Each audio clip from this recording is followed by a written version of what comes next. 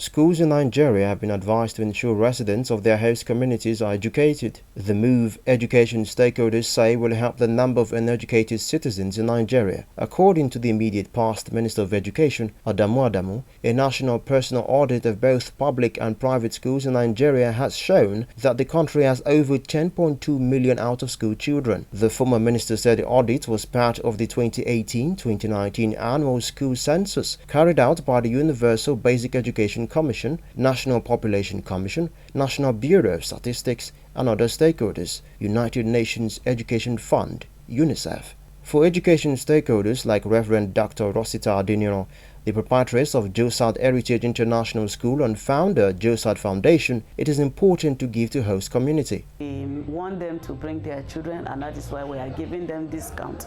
But few of them will still get a scholarship to be able to finish up their secondary school, but others may have just 50% discount to be able to be part of the educational system of this school. And because mostly people come from far to get educated here, it's not good enough if we don't have the community, and that is why we are doing this, to make sure that they come in.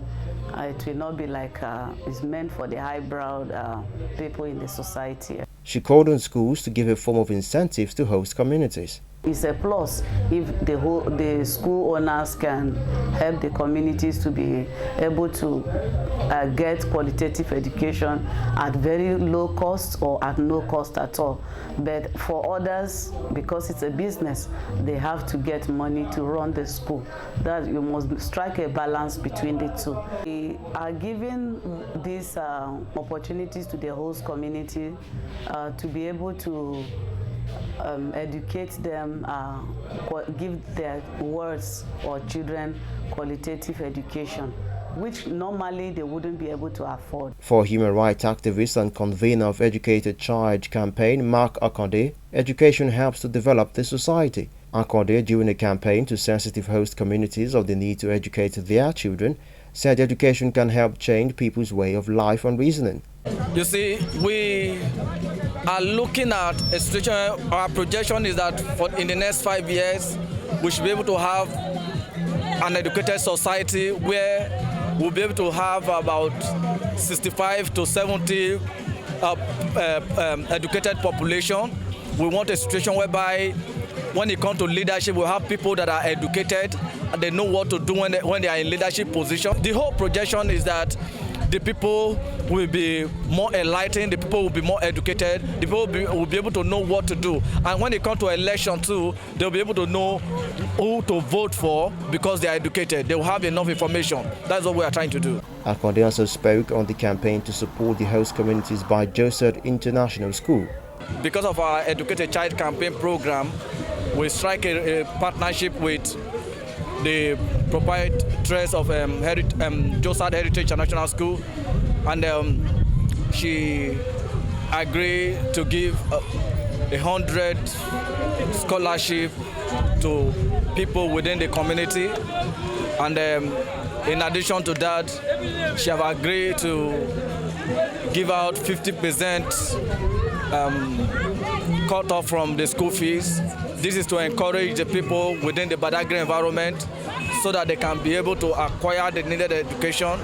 We have assessed their facility. We discovered that they actually have the needed facility for a child to get the required education. And you know, being a promoter of Educated Child program, we see it necessary to be able to go out, create awareness, enlighten our people within the community so that they can come in and make use of these opportunities.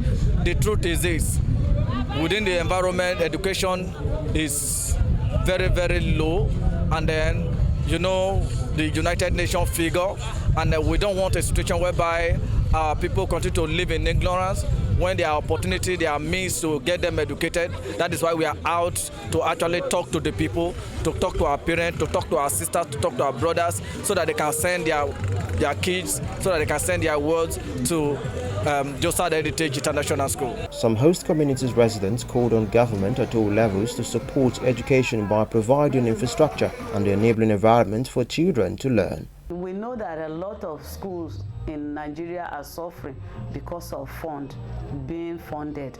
And we know in advanced country, fund is available for anybody to be able to apply and go in. So if education grants, education fund, not only to the private schools, even the private schools, because we know they are taking at least a percentage of the population, in educating a percentage of the population, government should encourage them.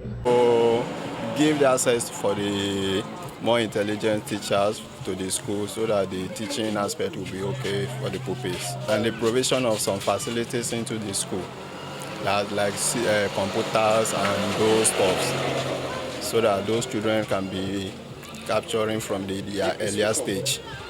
If you look at the system of education in this community now, it's very, very low. Why?